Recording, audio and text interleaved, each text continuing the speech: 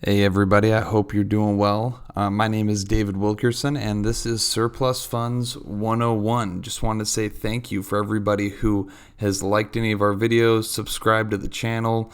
And if you guys haven't done it, do it now. I've been doing off-market creative real estate transactions and asset recovery deals for over a decade now. And so on this channel, I know I don't have a whole lot of subs or likes on my videos or subscribers, but it seems like a lot of the best content out there on YouTube is exactly like that. And so I'm not here to make money. I just want to help you guys out and help you guys get away from some of the things that I faced when I was first getting started.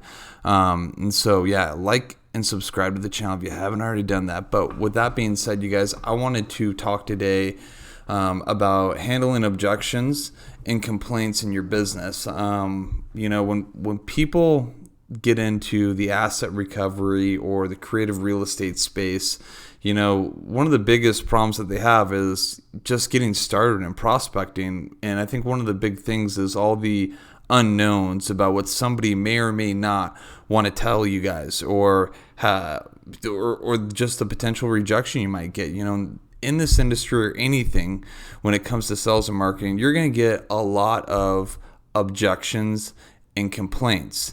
Now, I've been doing this for a long time. I got about 8,000 transactions under my belt and probably another 30,000 that I've overrode throughout all the different things I've done throughout my career. And let me tell you a few things about objections and complaints that I've come to find is that if you don't have an objection, usually when it comes to any piece of sales and marketing, well, in terms of the transaction, you usually will never ever have a deal.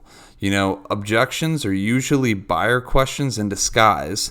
And so if I'm never getting objections and I'm doing a presentation with somebody, that's when I start sweating bullets.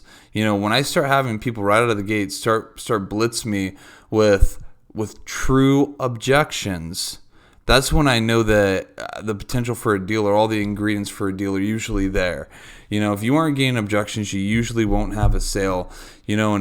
When it comes to objections, I like to call them complaints or conditions.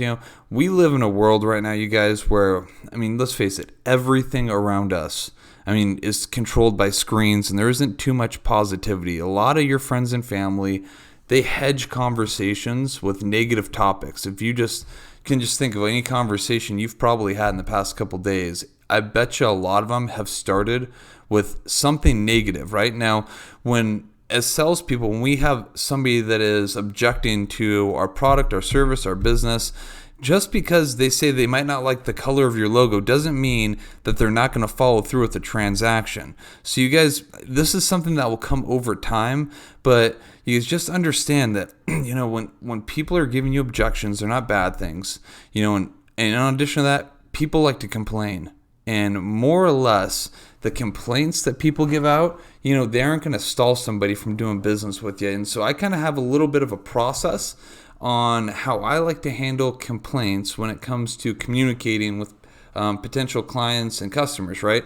And so right down here, this is just the big difference in kind of my 3-step process and kind of how I was trained on everything. Okay, now when you have somebody that brings up a complaint, now this is the very first time that they tell it to you, right?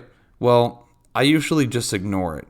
They say it and I just pretend like they didn't say it, right? Because again, people, like when you are out there in public, when you're looking at open houses, like people always start with what they don't like, and so I usually just ignore it and then I just keep on going on with my presentation. Now, if they bring it up a second time, this is when, in my head at least, I start to identify it as being not a complaint, but a real objection or a problem that might stop this person from wanting to do business with me, So if they've brought it up a second time, I acknowledge the complaint, I briefly address the issue, and then I drop and divert.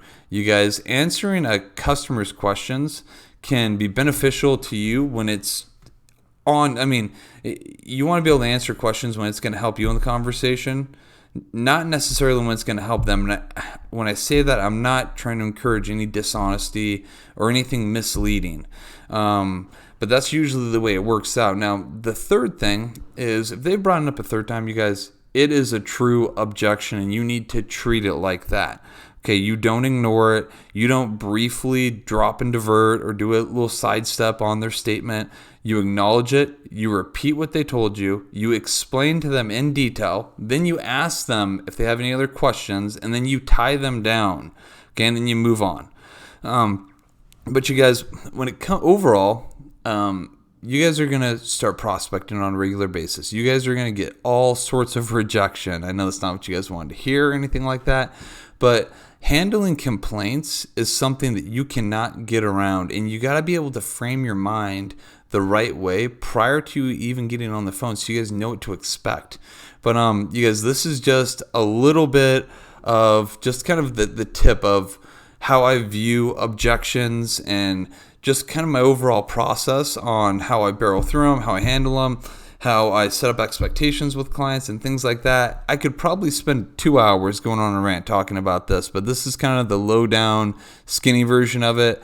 Probably make a more in-depth video here in the near future talking about it a lot more in detail. But if you guys found any value in this video at all, like the video, subscribe to the channel, and leave any potential questions in the box below. You guys, this is David Wilkerson with Surplus Funds 101. Take care. Bye-bye.